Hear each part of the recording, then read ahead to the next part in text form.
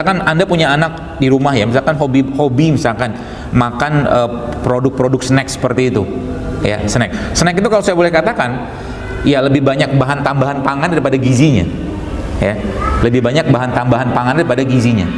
Ujung-ujungnya karena tadi si anak tadi makan bahan tambah pangan itu seperti micin seperti itu namanya BTP, itu bisa bikin kecanduan mirip dengan orang narkoba. Makanya tidak heran orang yang biasa makan mie instan, makan makanan snack-snack yang penuh dengan apa tadi micin-micin tadi, itu bisa dipastikan dia akan minta terus kayak orang ketagihan, kayak orang narkoba, Pak Bu. Jadi hati-hati ya, mulai sekarang coba membersihkan makanan kita. Nah, menariknya ternyata ketika sudah mulai kita perbaiki, Bapak sekalian, ketika kita sudah mulai perbaiki ya, itu ternyata mulai muncul perubahan di sana ya. Tapi kalau kita nggak perbaiki, maka muncullah keluhan-keluhan. Jadi tubuh kita itu nggak ujuk-ujuk sakit, tapi dia ngasih keluhan bahwa ada yang nggak beres dengan tubuhnya, Jadi nggak langsung orang kena kolesterol, serangan jantung, stroke, nggak, dia ngasih tanda dulu, susah tidur, susah BAB, dia ngasih tanda dulu, Pak Bu ya. Nanti kalau sudah saatnya tubuhnya sudah nggak mampu lagi meng-overcome itu atau mengatasi itu, maka muncullah penyakitnya gitu. Jadi keluhan namanya. Nah, penyebabnya apa sebenarnya? Kalau saya boleh katakan beberapa penyebab yang membuat ini based on makanan semua ya. Kenapa saya katakan seperti ini? Karena Anda mau sehat. Kalau Anda mau sehat dan bebas dari penyakit, saran saya perbaiki makanan, nggak ada yang lain. Kalau mau sehat ya. Apa penyebabnya atau apa pemicunya? Sebagian besar disebabkan oleh 3 hal ini, Bapak sekalian. Yang pertama, asam yang berlebihan. Yang kedua, radikal bebas. Yang ketiga, kurang minum. Kita akan bahas mungkin yang pertama aja ya, asam berlebihan.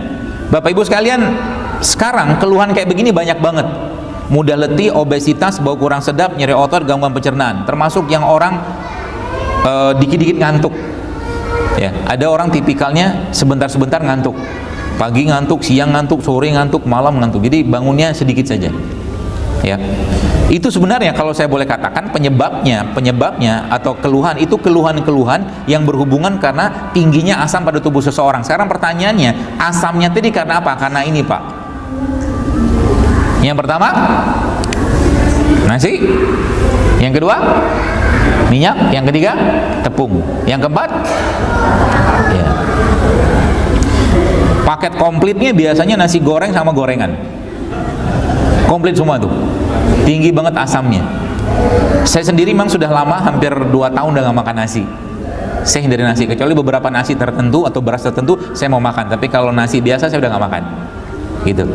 Dan memang ternyata perubahannya drastis, luar biasa ketika kita mulai mengubah pola hidup sehat kita. Yang penting sebenarnya bukan nanti gini, berarti nanti habis ini kita nggak boleh makan apa-apa, bukan itu masalahnya. Tapi kalau habitnya belum kebentuk, kebiasaannya belum kebentuk, maka kita akan sulit hidup sehat ya. Contohnya logikanya gini lah, misalkan ada di situ, Anda disuguhin misalkan pisang rebus sama pisang goreng, dua-duanya enak sebenarnya ya, tapi sebenarnya kalau mau lebih enak lagi dan sehat, Anda pilihnya pisang rebus.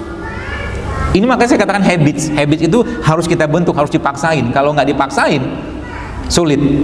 Saya suka makan kambing ya, karena kambing pun adalah salah satu hewan yang disebutkan, Nabi SAW sebutkan bahwa kambing itu banyak kali faedahnya. Jadi orang-orang yang makan kambing itu nanti katanya, entah hadis apa bukan saya lupa, tapi katanya orang-orang yang makan kambing itu punya hati yang lembut katanya, wajahnya menyenangkan seperti kambing. Kambing itu kan kalau Anda lihat kan lucu gitu ya, kayak jenggot gitu kan, terus ngembek itu. Coba lihat kambing, apalagi anak-anak kambing ya, lucu ya. Nah, kambing itu tapi jadi masalah. Kambing itu menjadi salah satu hewan yang paling sering dikambing hitamkan. Ya, banyak sekali orang bunuh, jangan makan kambing, nanti bikin kolesterol, darah tinggi segala macam. Bukan salah kambingnya ya. Nabi SAW sangat suka makan daging kambing. Nah, kalau kita ini kan, bukan kita sih, bukan Anda lah, orang di luar sana mungkin sepertinya Anda sehat-sehat, tampak sehat. Kalau lihat dari WHO itu bagi 3, orang sehat, tampak sehat, sama orang sakit. Kalau Anda ini kayak kategorinya kayaknya tampak sehat ya. Kalau sehat benar, alhamdulillah, semoga sehat semua ya. Baik, jadi Bapak Ibu kalau Anda lihat di beberapa literatur, sebenarnya daging kambing ini justru malah lebih baik daripada daging sapi. Serius, Anda baca sendiri. Daging kambing ini justru jauh lebih baik daripada daging sapi. Yang pertama, yang kedua, susu kambing itu jauh lebih baik daripada susu sapi. Ya, susu kambing itu relatif lebih basah daripada susu sapi. Susu sapi itu asam. Ya, makanya anak-anak yang terlalu banyak mengkonsumsi susu formula, ya, akan banyak gangguan pencernaan, termasuk salah satunya adalah sering banget gatal-gatal atau mungkin gangguan perut atau pencernaan seperti itu kalau terlalu sering makan atau minum susu formula. Diganti dengan apa? Kalau saya sarankan sih ganti dengan susu kambing, ya, kalau saya boleh sarankan seperti itu. Jadi inilah yang kita konsumsi tiap hari. Jadi pagi siang malam yang dimakan asam semua.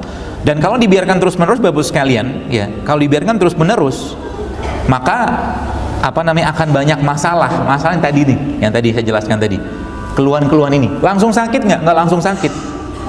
Tapi tanda-tanda ini kalau dibiarkan lama-lama, kalau nauzubillah min dzalik, kalau saya boleh katakan, memang bisa bahkan memicu terjadinya kanker. Jadi kalau orang asamnya terlalu berlebihan pada tubuhnya, maka bisa memicu kanker. Tanda orang asam apa? Gampang sekali sebenarnya kalau ngelihatnya. Lihat aja air seninya atau air kencingnya. Kalau air kencingnya sedikit, yang pertama, dan air kencingnya berwarna kuning, kalau terlalu pekat kuningnya, itu asam. Siap-siap aja, siap-siap untuk kena berbagai macam penyakit. Penyakitnya apa? Wallahu alam, tergantung organ mana yang paling lemah.